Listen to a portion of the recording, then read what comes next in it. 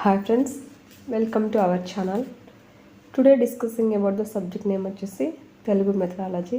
తెలుగు మెథడాలజీలో one of the most important topic అయినటువంటి బోధనా పద్ధతులు అనే టాపిక్ సంబంధించి మనం కంటిన్యూస్గా వీడియోస్ అయితే చేసుకుంటున్నాం. అందులో భాగంగా ఇప్పుడైతే మనం డాల్టన్ పద్ధతికి సంబంధించి కంటెంట్ అయితే ఈ వీడియోలో తెలుసుకుందాం. ఎవరైతే మన ఛానల్ని ఫస్ట్ టైం చూస్తున్నారో ప్రతి ఒక్కరు కూడా లైక్ చేయండి, షేర్ చేయండి, తప్పకుండా సబ్స్క్రైబ్ అయితే చేసుకోండి. చాలామంది మన ఛానల్ని చూస్తున్నారు కానీ సబ్స్క్రైబ్ అయితే చేసుకోవట్లేదు. ప్రతి ఒక్కరు కూడా సబ్స్క్రైబ్ చేసుకునే చూస్తారని మనస్ఫూర్తిగా కోరుకుంటున్నాను. ఇప్పుడైతే మనం కంటెంట్లోకి అయితే వెళ్దాం. డాల్టన్ పద్ధతికి సంబంధించి కంటెంట్ చూసినట్టయితే, తరగతి గదిలో ఏ ఇద్దరు విద్యార్థులను పరిశీలించినా వారి మధ్య తెలివితేటల విషయంలోనూ, అభిరుచుల విషయంలోనూ, వైఖరుల విషయంలోనూ వైయక్తిక భేదాలు అనేటివి ఉంటాయి. ఉపాధ్యాయుడు విద్యార్థుల మధ్య ఉన్నటువంటి వైయక్తిక భేదాలకు అనుగుణంగా బోధించాలి అని పేర్కొన్న పద్ధతే ఈ డాల్టన్ పద్ధతి. ఈ డాల్టన్ పద్ధతి యొక్క మెయిన్ థీమ్ ఏంటంటే, వైయక్తిక భేదాలకు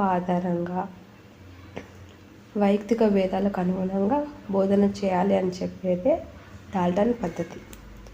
ఈ పద్ధతిలో విద్యార్థి యొక్క ఆనువంశిక లక్షణాల ప్రభావం, కుటుంబం యొక్క వాతావరణం, వైయక్తిక సామర్థ్యాలు మొదలగు వాటిని దృష్టిలో పెట్టుకొని శిశువుకు పనులు అప్పగిస్తారు. నిర్ణీత సమయంలో ఆ పనులను విద్యార్థి పూర్తి చేసి సమర్పించవలసి ఉంటుంది. విద్యార్థులకు ఇచ్చే ఈ పనులను నియోజనాలు అని పేరు. అందుకే ఈ పద్ధతిని నియోజనా పద్ధతి అని కూడా అంటారు. అంటే ఇక్కడ డాల్టన్ పద్ధతికి గల మరొక పేరు నియోజనా పద్ధతి అని కూడా పిలుస్తారనమాట. నియోజనాలని వీటిని అంటారు అంటే, విద్యార్థులకు ఇచ్చే పనులను ఆధారంగా నియోజనాలు అనే పేరు అయితే వచ్చింది. ఆ నియోజనాలకు అనుగుణంగా దానికున్న మరొక పేరు వచ్చేసి నియోజనాల పద్ధతి. ఈ నియోజన పద్ధతిలో గణితం, భాష, విజ్ఞాన శాస్త్రం, సాంఘిక శాస్త్రం, ఆంగ్లం ప్రధాన బోధనా అంశాలు. ఈ డాల్టన్ పద్ధతిలో ఉన్న ప్రధాన బోధనా అంశాలు వచ్చేసి గణితం, భాష, విజ్ఞాన శాస్త్రం, సాంఘిక శాస్త్రం, ఆంగ్లం. గౌణ బోధనాంశాలు వచ్చేసి చిత్రలేఖనం, క్రీడలు, చేతి పనులు, తోట పని మొదలగునవి గౌణ బోధన అంశాలు.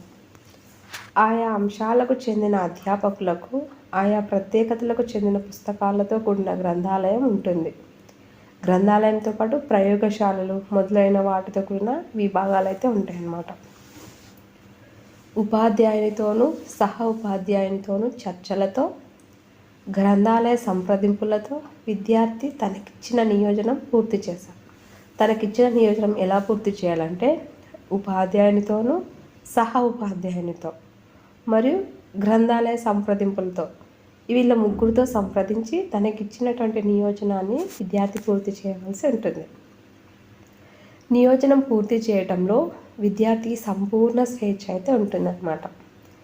ఉపాధ్యాయులు అభ్యసనకు సహకరించేవారు మాత్రమే ఇందులో పిల్లాడి అభ్యసనకు సహకరిస్తారే కానీ ప్రతిదీ వాళ్ళైతే చేసి పెట్టరు. పిల్లాడికి స్వేచ్ఛ అయితే సంపూర్ణంగా ఉంటుంది. ఈ డాల్టన్ పద్ధతిని ప్రతిపాదించినది వచ్చేసి మిస్ హెలెన్ పార్క్హార్ట్స్ అనే ఆయన డాల్టన్ పద్ధతిని ప్రతిపాదించాడు. మొట్టమొదటిసారిగా 1919లో అమెరికాలోని డాల్టన్ అనే నగరంలో ఈ పద్ధతిని అనుసరించినందువలన దీనికి ఆ పేరు వచ్చింది. ఈ డాల్టన్ అనే నగరం అమెరికాలో ఉంది. అక్కడ దీన్ని ప్రారంభించారు కాబట్టి ఈ పద్ధతికి డాల్టన్ పద్ధతి అనే పేరు అయితే వచ్చింది.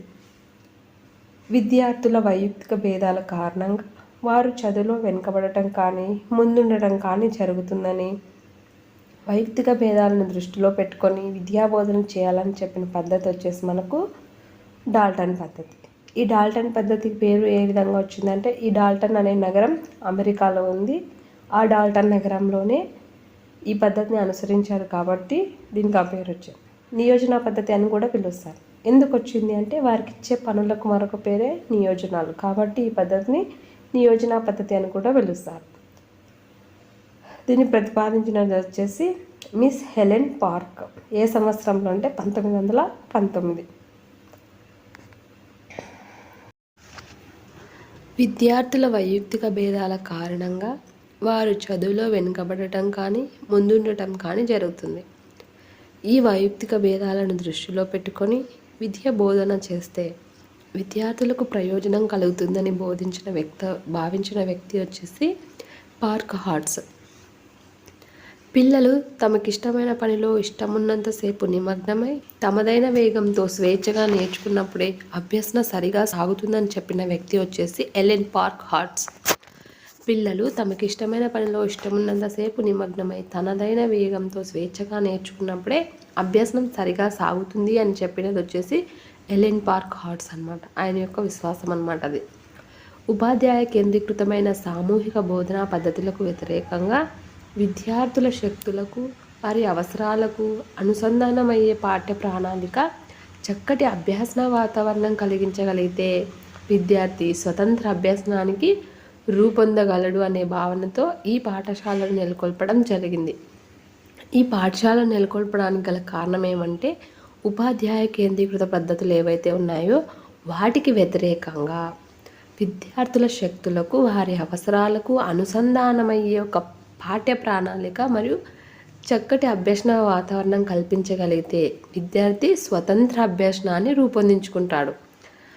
ఆ కారణం చేత ఈ డాల్టన్ పాఠశాలను అయితే ఏర్పాటు చేయడం జరిగింది. వ్యక్తి కేంద్రంగా సాగే బోధనా పద్ధతిని కాబట్టి దీన్ని వ్యక్తి పద్ధతి, వ్యష్టి పద్ధతి, వైయక్తిక పద్ధతి అని కూడా పిలుస్తారు. వ్యక్తి కేంద్రంగా సాగే బోధనా పద్ధతి కాబట్టి దీన్ని వ్యక్తి పద్ధతి, వ్యష్టి పద్ధతి, వైయక్తిక పద్ధతి అని కూడా పిలుస్తారు. నియోజన పద్ధతి, డాల్టన్ పద్ధతి, వ్యక్తి పద్ధతి, వ్యష్టి పద్ధతి, వైయక్తిక పద్ధతి, ఈ 5 పేర్లు కూడా మనకు డాల్టన్ పద్ధతికి అనమాట. డాల్టన్ పద్ధతికి 5 పేర్లు ఉన్నాయి. దీన్నే నిర్ణయ పద్ధతి అని కూడా పిలుస్తారంట. 6 పేర్లు ఉన్నాయన్నమాట ఒక డాల్టన్ పద్ధతికి. దీన్ని ప్రతిపాదించినది వచ్చేసి మిస్ హెలెన్ పార్క్ హార్ట్స్ 1919 అమెరికాలోని డాల్టన్ నగరంలో అయితే ఏర్పాటు చేసినారు ఫస్ట్ టైము. దీన్ని అంకురార్పణ చేసినది హెలెన్ పార్క్ హార్ట్స్. ఈయన ఏం చెప్తాడంటే పిల్లలు తమకు ఇష్టమైన పనిలో ఇష్టమున్నంతసేపు నిమగ్నమై తనదైన వేగంతో స్వేచ్ఛగా నేర్చుకున్నప్పుడే అభ్యసనం సరిగా సాగుతుందని చెప్పిన వ్యక్తి వచ్చేసి ఎలెన్ పార్క్ హార్ట్స్. మీరు ఇదివరకు వచ్చిన నిర్వచనాలన్నీ చూసినట్టయితే ఈ డాల్టన్ పద్ధతిలో ఇచ్చిన నిర్వచనాలన్నింటినీ ఒక వ్యక్తే ఇచ్చాడనమాట. ఆయనే ఈ డాల్టన్ పద్ధతిని ప్రతిపాదించిన వ్యక్తి అయినటువంటి మిస్ హెలెన్ పార్క్ హార్ట్స్. అన్ని నిర్వచనాలు అతని పేరు మీదగానే వచ్చాయి. ఇంతవరకు 2 నిర్వచనాలు వస్తే ఆ 2 కూడా మిస్ హెలెన్ పార్క్ హార్ట్స్ గారే ఇచ్చారనమాట. దీనికి ఉన్న మరొక పేరు మన నిర్ణయ పద్ధతి అని చూసినాం. నెక్స్ట్ వచ్చేసి ఈ పద్ధతిని మాధ్యమిక దశలో కొంత ఉన్నత దశలో ఎక్కువగా ఉపయోగించుకోవచ్చు అనమాట. మాధ్యమిక దశలో కొంత మరియు ఉన్నత దశలో ఎక్కువగా ఉపయోగించుకోదగినటువంటి పద్ధతి క్రింది వాటిలో ఏది అని ఇచ్చినప్పుడు మనం సరైన సమాధానంగా ఈ డాల్టన్ పద్ధతిని అయితే ఎంచుకోవచ్చు అనమాట. ఈ పద్ధతిలో ఉపాధ్యాయుడు తన విద్యార్థులను కుశాగ్ర బుద్ధులు, సామాన్య బుద్ధులు, మందబుద్ధులు అనే తెగల వారిగా విభజించుకుంటాడు. ఈ పద్ధతులను అనుసరించి బోధించే పాఠశాలలో తరగతి విభాగాలు, నిర్ణీత పాఠ్య ప్రణాళిక, పాఠ్య గ్రంథాలు అనేటివి ఉండవు. ఈ పద్ధతిని అనుసరించి టీచ్ చేసే స్కూల్స్లో వాళ్ళ తరగతిలో విభాగాలు, ఒక నిర్ణయించిన పాఠ్య ప్రణాళిక, పాఠ్య గ్రంథాలు ఏమి ఉండవన్నమాట. ఈ విధానంలో అన్ని పాఠ్యాంశాలపైన నియోజనాలను సిద్ధం చేస్తారు. ఈ నియోజనాల ఆధారంగా వాళ్ళ యొక్క పర్ఫార్మెన్స్ని అయితే టెస్ట్ చేస్తారు. అవి వచ్చేసి 3 రకాలు ఉన్నాయన్నమాట. ఈ నియోజనాలు వచ్చేసి 3 విధాలుగా ఉంటాయి. ఒకటి వచ్చేసి సులభమైన నియోజనం, 2 వచ్చేసి సామాన్య నియోజనం, 3 వచ్చేసి కఠినమైన, అంటే అతి సులభంగా ఉంటాయి, కొన్ని అతి కష్టంగా ఉంటాయి, ఇంకోటి వచ్చేసి మధ్యస్థంగా ఉన్నాయి సామాన్య నియోజనం. విద్యార్థుల మేధస్సును బట్టి విద్యార్థులకు నియోజనాలను కేటాయిస్తారు. వారి మేధస్సును బట్టి వారికి నియోజనాలు అయితే కేటాయిస్తారు. సులభమైనదా, సామాన్యమైనదా, కఠినమైనదా అని. ఈ పద్ధతి క్రింది మౌలిక సూత్రాలపై ఆధారపడి ఉంటుంది. ఏ మౌలిక సూత్రం అంటే విద్యా ప్రక్రియలో శిశువుకు ప్రాధాన్యత గల వ్యక్తి, శిశువు అనే వ్యక్తికే ప్రాధాన్యత, అంటే శిశు కేంద్రీకృత విద్య. ఈ పద్ధతి విద్యార్థి స్వయంగా అభ్యసించడానికి దోహదపడుతుంది. నియోజన పద్ధతి వచ్చేసి మనకు 3 విధాలుగా ఉంటుందని తెలుసుకున్నాం. అందులో ఒకటి వచ్చేసి సులభమైనదని, సామాన్యమైనదని, కఠినమైనదని అయితే తెలుసుకున్నాం అనమాట. ఈ పద్ధతి యొక్క మౌలిక సూత్రాలు వచ్చేసి విద్యా ప్రక్రియ శిశువు యొక్క ప్రాధాన్యత పై ఆధారపడి ఉంటుంది. విద్యార్థి స్వయంగా అభ్యసించడానికి దోహదపడుతుందని చెప్తుంది. విద్యార్థికి అభ్యసనంలో స్వేచ్ఛ ఉంటుందని చెప్తుంది. ఉపాధ్యాయుడు అనే అతను మార్గదర్శకుడిగా, సలహాదారుడిగా మాత్రమే వ్యవహరిస్తాడు. ఈ సూత్రాల ఆధారంగా రూపొందించిన ఈ పద్ధతిలో ఒప్పందం, నియోజనం, పాఠ్య విభాగం, ప్రయోగశాల, సమావేశం, గ్రాఫులు అనే క్రమాన్ని అనుసరిస్తారు. ఇది ఏదైతే ఉందో ఒప్పందం, నియోజనం, పాఠ్య విభాగం, ప్రయోగశాల, సమావేశం, గ్రాఫులు అనే క్రమం ఏదైతే ఉందో ఇది వచ్చేసి చాలా ఇంపార్టెంట్. క్రమం అడిగితే మనం బిట్టు పోనీయకుండా చూసుకోవాలన్నమాట. ఈ క్రమంలో విద్యా సంవత్సరాన్ని 12 భాగాలుగా చేసి ఒక్కొక్క నెలలో విద్యార్థులు తమ అభ్యసనానికి ఒక ఒప్పందం కుదుర్చుకొని ఆ ఒప్పంద కాలంలో స్వేచ్ఛగా అభ్యసించి పాఠ్యాంశాలను పూర్తి చేస్తారు. డాల్టన్ పద్ధతిలో విద్యా సంవత్సరానికి ఎన్ని భాగాలుగా చేసి పాఠ్యాంశాలను పూర్తి చేస్తారంటే సంవత్సరానికి 12 భాగాలుగా చేస్తారు. ఒక్కొక్క నెలలో విద్యార్థులు తమ అభ్యసనానికి ఒక ఒప్పందం కుదుర్చుకొని ఆ ఒప్పంద కాలంలో స్వేచ్ఛగా అభ్యసించి పాఠ్యాంశాలను అయితే పూర్తి చేస్తారు. ఇప్పుడు వచ్చేసి డాల్టన్ పద్ధతిలోని విభాగాలు చూసినట్టయితే ఫస్ట్ వన్ వచ్చేసి హౌస్ సిస్టమ్ పద్ధతి గురించి చూసినట్టయితే హౌస్ అనేది పాఠశాలలో విద్యార్థుల సామాజిక సమూహం. హౌస్ అనేది పాఠశాలలో విద్యార్థుల సామాజిక సమూహం. డాల్టన్ ప్రణాళికలో హౌస్ అనేది చాలా ఇంపార్టెంట్ అన్నమాట. హౌస్ అడ్వైజర్ అంటే సలహాదారుడు విద్యార్థుల అభ్యసనంలో కీలక పాత్ర వహిస్తారు.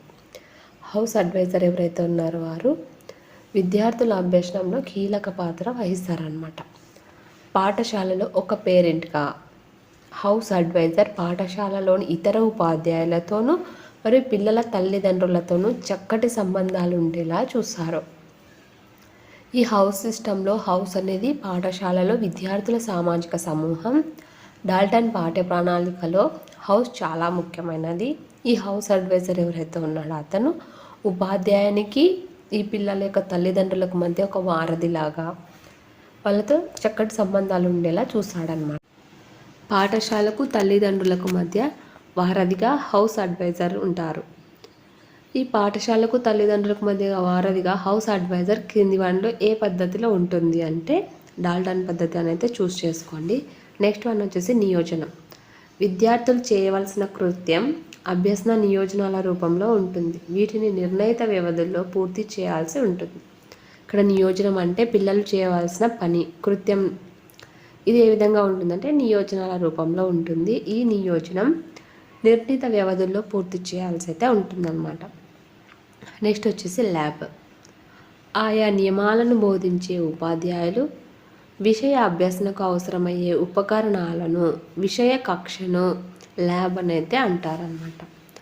ఆయా నియమాలను, ఏవైతే నియమాలు ఉన్నాయో డాల్టన్ పద్ధతిలో ఆ నియమాలను బోధించే టీచర్ ఎవరైతే ఉన్నారో వారు ఆ విషయాన్ని పిల్లలు నేర్చుకోవడానికి అవసరమైన ఉపకరణాలను మరియు విషయ యొక్క కక్ష అది ఎంత స్థాయి వరకు ఉంటుందో వివరించేదాన్నే కక్షలను ల్యాబ్ అని అంటారనమాట.